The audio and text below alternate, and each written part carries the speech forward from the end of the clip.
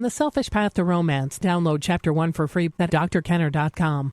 Here's a question I got, and then I thought, this poor young woman. Hello, Dr. Kenner. Lately I've been very self-conscious. I'm Japanese, and two of my very, those are capitalized, close friends are Chinese and Korean. They mean so much to me.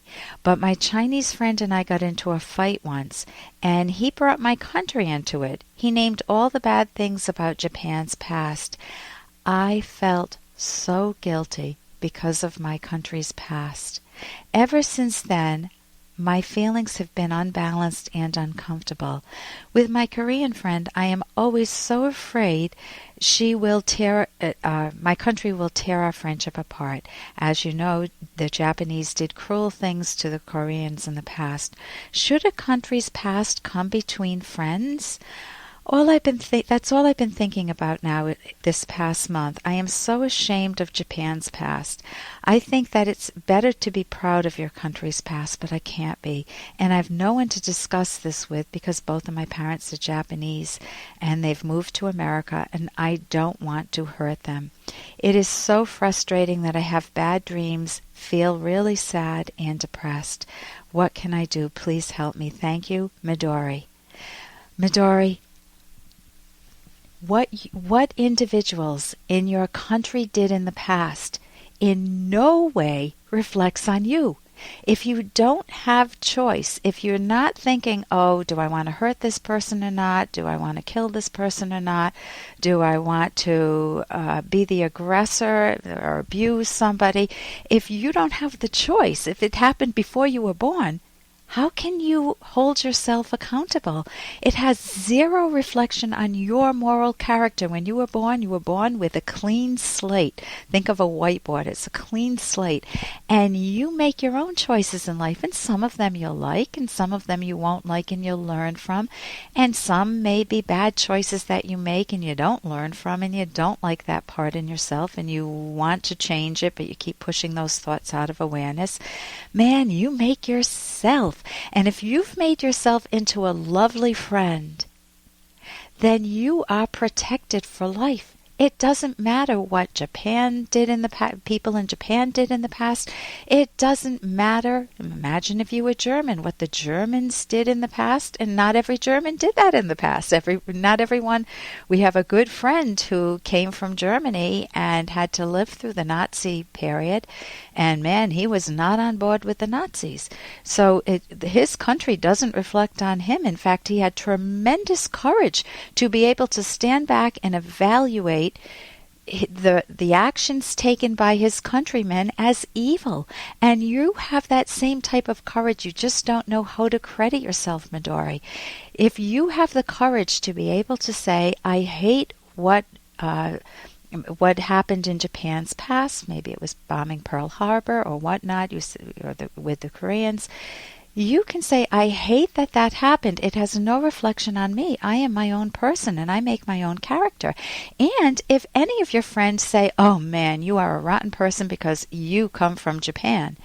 Hey, I got to interrupt this because we've got to pay some bills. 30 seconds, that's it. A very quick ad and then Ellen will be back. Romance. I wish I knew more about what girls want from a relationship. Boy, I wish I knew more about what I want. Where's that ad I saw? Here it is. The Selfish Path to Romance, a serious romance guidebook. Download Chapter 1 for free at selfishromance.com and buy it at amazon.com. The Selfish Path to Romance. That is interesting. If any of your friends say, oh man, you are a rotten person because you come from Japan, you want to educate them. Tell them, you can't judge a person based on something that's outside their control. And that's kind of a low blow, and it doesn't apply to me at all, and you might want to rethink that because that isn't fair. Midori, I want to tell you have a lot of company here, that it doesn't just happen with a country's origin, that kids who grow up in an alcoholic family think that gives them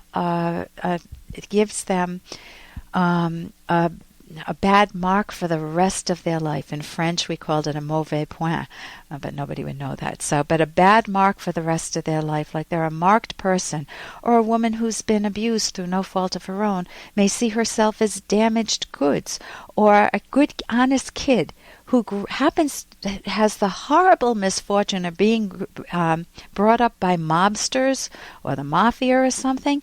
If the kid can retain his own sense of dignity and make it through that hellhole and come out with his own sense of integrity and valuing honesty and vowing never to be like the parents and maybe even distancing himself as much as he can, yes, from his evil parents, then good for him. That takes an enormous amount of courage.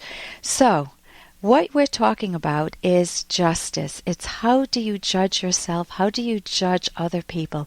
And when you're judging a person's character, you definitely want to go by what was under their volitional control. You judge their words, their actions, their choices objectively, and then you treat them as they deserve. You do not deserve to be damned for your country of origin. And you may even want to share this with your parents. I don't know them, so you know the context much better. But it could be that your parents are more reasonable than you suspect. So I hope that you are much kinder to yourself, Midori, because I would love for you to be able to go to sleep tonight and for the next month and have wonderful dreams, wonderful, wonderful dreams. And instead of judging yourself by some group, a collective, judge yourself by your own character, the choices you make, and make yourself into someone that you like and then you're going to or love, and then you will become a good friend to people who are similar to you. And if somebody isn't that good, think about how valuable that friendship is. So that's my advice. You never want to judge yourself. And Ayn Rand, my favorite author, said, the belief that the moral stature of one is at the mercy of the action of another is false. I said is false, but that's from Ayn Rand from Atlas Shrugged. And that's my favorite author, my favorite book. It's AYNRAND. For more Dr. Kenner podcast, go to drkenner.com and please listen to this ad. Here's an excerpt from The Selfish Path to Romance, the Serious Romance Guidebook by clinical psychologist Dr. Ellen Kenner and co-author Dr. Edwin Locke. Romantic partners need to communicate constantly, but about what? The possibilities are endless. Be creative, revealing things about yourself, your likes and dislikes, your attitudes and values can be very effective. Tell your partner what you like, such as, boy, do I appreciate it when I come home late and I smell dinner cooking. Thanks. Or, I love the way you look in that suit. If you don't like something your partner does, communicate this in a positive way. For example, sweetheart, I enjoy making love with you most when you've just showered and your breath is fresh. You can download Chapter 1 for free by going to drkenner.com. And you can buy The Selfish Path to Romance at amazon.com.